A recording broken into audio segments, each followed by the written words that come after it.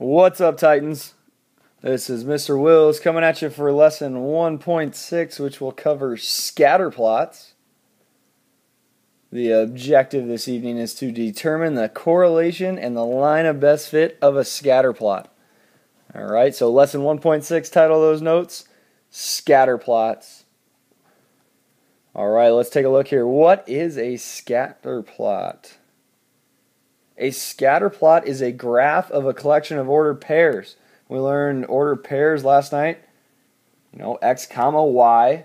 Well, basically a scatterplot is just going to be a bunch of points. Okay. Some of the graphs, some of these scatterplots will have a general shape or move in a general direction, and that'll kind of determine what they are called. Okay, so if you got to write down what a scatterplot is, very, very important here. So the first one we'll talk about is a positive correlation. Make sure you get this down. Positive correlation. If the x-coordinates and the y-coordinates both increase, then it's positive correlation. Basically, they're going up. It's going up. Okay? They are related there. They are related. And you'll notice what we have there. We have what we call this line of best fit going through these points over on this graph. So these points are going up to the right, and we have this line of best fit going right through the middle here. And basically a line of best fit just goes through your points, and you want to have about the same number of points on top of the line. So kind of if you can, you want the same number of points on top of the line and below it. Is it going to be perfect every time? Maybe not, but ideally when we draw that line of best fit in, we want to try to get it as close as we can there. Okay? Alright, so that's positive correlation. They're both moving up and to the right. If you got to pause, maybe draw that picture in, feel free. That'd be really good to have in your notes. Then the next one here, more talking about positive correlation, just kind of a real life situation. We're looking at the age of a child and the child's height. And basically you'll find that as the child gets older, the child gets taller. So down here we've got the age as they go up. Here 1, 2, 3, 4, 5, 6, 7, 8. You'll notice the height is also going up from 25 to 31 to 34 to 36 to 40. Both of those are going up. So that means positive correlation. Okay, when both go up, positive correlation. And then negative correlation, one of our coordinates are decreasing while the other one is increasing. So in this example here, if the x-coordinates and the y-coordinates have one increasing and one decreasing, then it's negative correlation. So one goes up, one goes down. Basically your graph will look downhill. If we look over here at the graph, you'll notice it's going down from left to right. And then if I wanted to draw that line of best fit in, I'd just draw a line through there, try to get the same number of points on top as they are on bottom there. So that is the line of best fit for a negative correlation. Are they all going to be the same? No, but they should be going the same direction. Okay? Real life, if you look at the age of your family's car and its value, you will find as the car gets older, the car is worth less. So, age of the car here, it's going up, but you'll notice the value is going down from 30,000 to 27,000 to 23,500 and so forth. This one's going down while the age is going up, which means negative correlation there. And then we have positive, negative, and we also have no correlation. And if there seems to be no pattern and the points look scattered, so they're just kind of all over, if we look at this graph over here, they're just kind of all over the place, then it's no correlation. I wouldn't be able to draw a very good line of best fit in there. I mean, if I tried to draw this one in, it doesn't really use all my points there. So that one wouldn't work. If I tried to draw one in this way, but these are going up, that just wouldn't work either. So your line of best fit, we wouldn't be able to draw one, okay? This means the two are unrelated, so our x doesn't go with our y's at all. And in real life, when we talk about that, we might look at like a size shoe for a baseball player, you know, and their batting average. So does the shoe size of a player make the player better or worse? And no, those aren't related. You might have someone with a really big shoe size batting really good, and then you might have another person with a really big shoe size not batting very well and have a low batting average. So there have no correlation there. They don't go together. Okay, let's look at these scatter plots here. Which scatter plots below show a linear trend? So which ones kind of have a linear trend here? And if we look at A, you know, A is just kind of all over the place, so nothing really there. B, again, just kind of all over the place there, nothing really going on in a trend.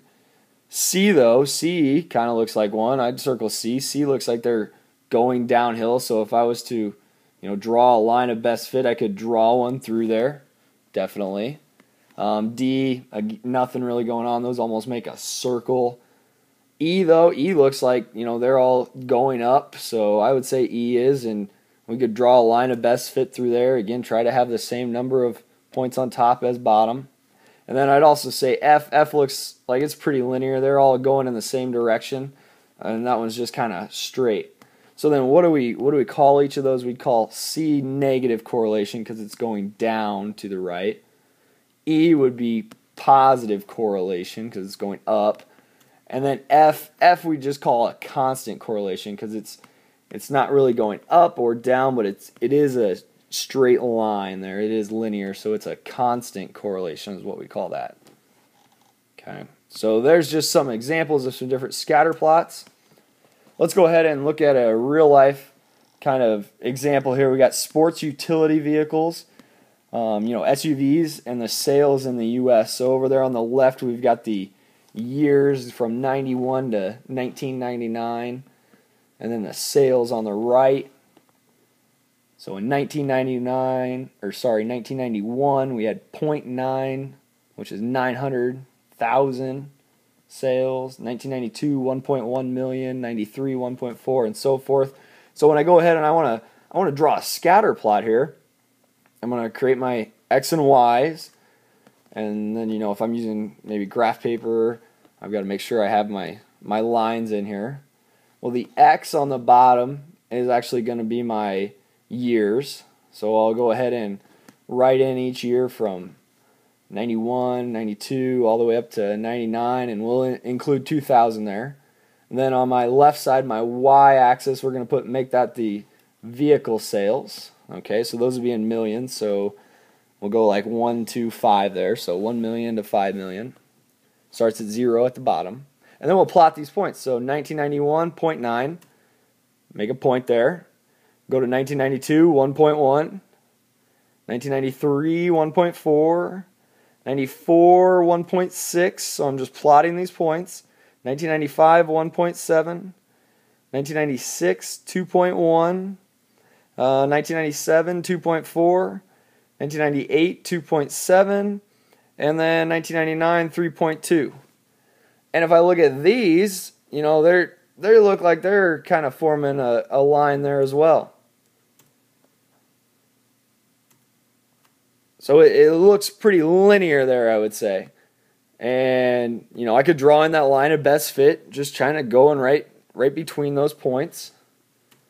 Then I would say this one is increasing as it's going up. That's for sure. As the year goes up, the sales go up as well.